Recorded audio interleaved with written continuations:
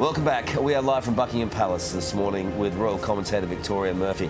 Victoria, good morning to you. Another big afternoon, wasn't it, for you? Very busy, yeah. Tell us about the vigil. What did you think? It's a big moment today. So the Queen's 4 children mounting a vigil as she's lying in state at Westminster Hall. It's kind of that last moment for them to have that moment of quiet reflection. It's very similar to the one that they did at St Giles Cathedral.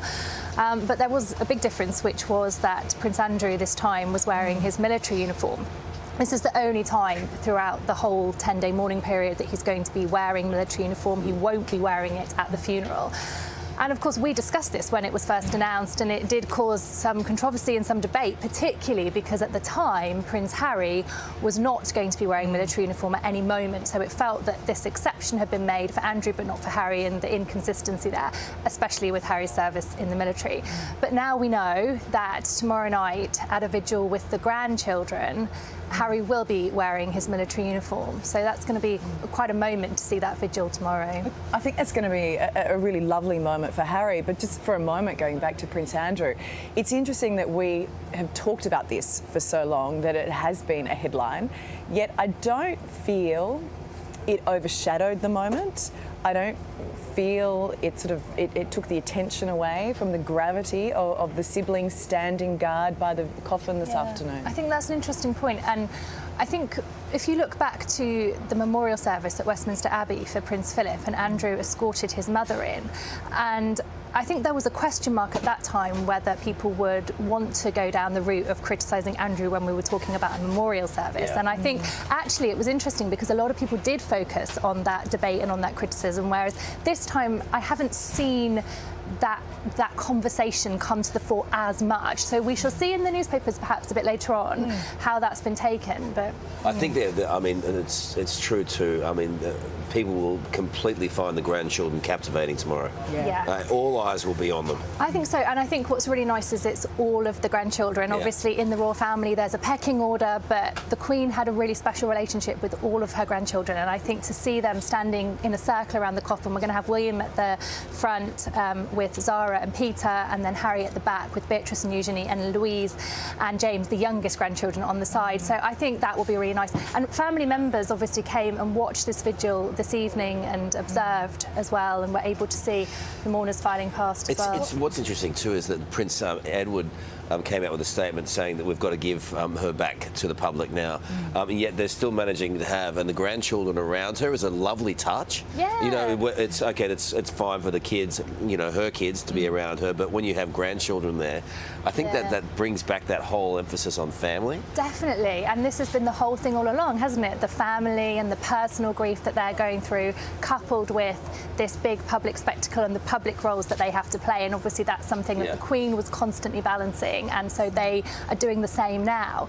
But yeah, I think it will be a really lovely moment. Edward's statement was really nice. Obviously the pecking order in the royal family, he had to wait until now to release his statement, but it was really touching, and I think his children spent a lot of time with the Queen. We saw Lady Louise horse riding alongside the Queen, so definitely a special relationship there. Next guest is the author of What the Queen Said to Me. It's a book that details stories about different people's interactions with Her Majesty. Chili Brenner joins us from London, where she is in line to pay her respects to the Queen. Chili, thank you so much for joining us in what is just about midnight here in London. You're standing in line. We'll start with that breaking news, because a man has been arrested after rushing the Queen's coffin at Westminster Hall. That's a concerning scene to have just unfolded.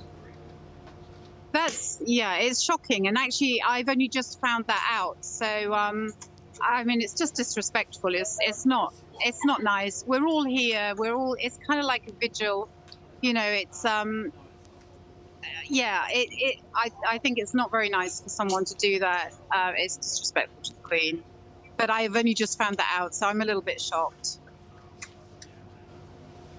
I guess with so many people going through as well, it's inevitable something was going to happen over the 4.5 days. But just in general, what's the atmosphere like where you are tonight? Wow. Well, I think we're just about 2/3 of the way through the queue, and I've been queuing up now for 6 hours. We have our wristbands, and I think I'm number 72,900. So when I first joined the queue, there was a lot of joviality, or jovial people, and we're all sharing stories, and it was lovely. But now we've sort of got here, it's a little bit more reflective. There's a lot of respect in the queue. Everyone's nice to each other. It's just a lovely, somber yet uplifting experience. What made you decide to brave the cold, because it is cold here at the moment, and all that time in the line? Well, I've just put my hat on because it is actually really quite cold now, and I have a jumper in my hand. I decided about 4 days ago that I was going to come to this, partly because, one of my proudest moments was having the book published, and I couldn't have done that without the Queen. And I just feel that, she was a big part of my life. And I think I just wanted to come and say thank you to her. Looking through the line as well, speaking to people in the line, they've all said it's either to say thank you, or it's to kind of say that you've been there and to be part of this line. It's very different being in it. It's very odd. It's a very odd feeling. I think from the people we've spoken to, you'll feel the weight once you get into Westminster Hall. You mentioned your book. It's called What the Queen Said to Me, and it details some of those incredible stories. Talk us through some of them. Okay, so my very favourite story in my book. Everybody in the book, all my contributors have said how the Queen, when she speaks to you, she's very personal. She tries to think of something specific to say to you. One example of when the rowers, Helen Glover and Heather Stanning, they won gold medals at the Olympics in London and in Rio. And they went to get their MBEs from the Queen. And, they've spent a lot of time together rowing and training and being in each other's pockets. And they got their MBEs, they went up to the Queen, and the Queen said to them, "Oh, I see you two are still talking to each other." I just thought that was so personal, so lovely. It seems so detail-oriented too, which is what we've been hearing so much. What will your memory be of Her Majesty? Well, I mean, my personal memory is that she is just such a stoic figurehead. She is not just a woman, but she's a one in a million. Just to quote another story, if I have time, a little girl in Great Windsor Park, I don't know if you can visualize it, but it's a long park, and the Queen, every year she would go in her carriage and process through the park to the delight of all these little children that were from primary school. So we're talking, 3, 4, 5-year-olds, and they were all throwing their hats up in the air and all the rest of it and shouting at the Queen. And then about 4 years later, this lady was doing in a walkabout with her granddad. She was 8 years old, and when the Queen got to her, she said, "Oh, Queenie, do you remember me? Do you remember me? I was in Great Windsor Park, and I was throwing my hat in the air, and I had the red berry. Do you remember?" And she was so excited and so excitable. And the Queen apparently just leant down to her and said, "Do you know, I think I do." And that epitomizes the Queen. She thought in that moment, I want to make this little girl feel special, and she so did. And those stories will outlive her and outlive quite a few of us, and a lot of that's thanks to your book. Well, just about midnight here in London. We appreciate your time and wish you all the very best for the rest of that line and your chance to pay respect as well. Went from recording studios to the hallways of Buckingham Palace. Christina Kirikou was a successful advisor to some of the world's biggest music stars before making the leap to royal life, becoming Assistant Communications Secretary to the then Prince Charles in 2012. Interesting. She'd go on to spend several years working alongside him, and she joins us now. Christina, nice to see you. How are you? Hello, Ali. Hello, Carl. Nice to see you. What a career you've had. Before we get into that, though, I want to ask how this past week has been for you. It's been a very emotional week, as it has for so many people, but more than anything, it's just seeing finally the Prince of Wales become King Charles III. He has been a king in waiting for so long. He saw his mother crowned at the age of 3, so he's sort of been waiting for 71 years.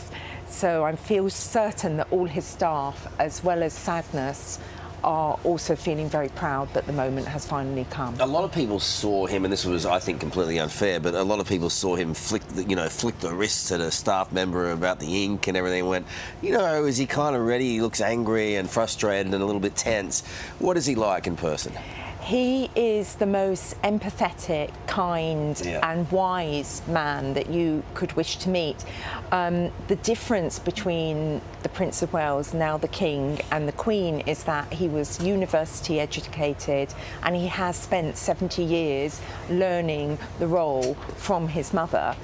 The other thing to remember is that when his mother acceded to the throne, the world's media were not around like this. This is, if you can ever imagine a more historical and bigger event in your lifetime, it would be hard to conceive what that might be.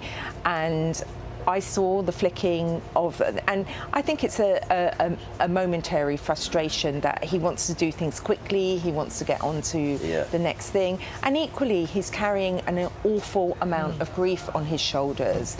So I felt more than anything sorry for him, because I think it was a momentary thing. No one really cares at home. We got picked up, and it's not really we all have those Who moments. cares? You do more than anyone. She's always flicking her wrist at me. And he always deserves it. Talk about then that transition. You've worked with music stars. You've worked with Take That. You've worked with George Michael, and then you work with the then Prince Charles. How different were those roles? So it's quite interesting because I started in media and communications 35, 40 years ago, and I've always worked with high-profile people.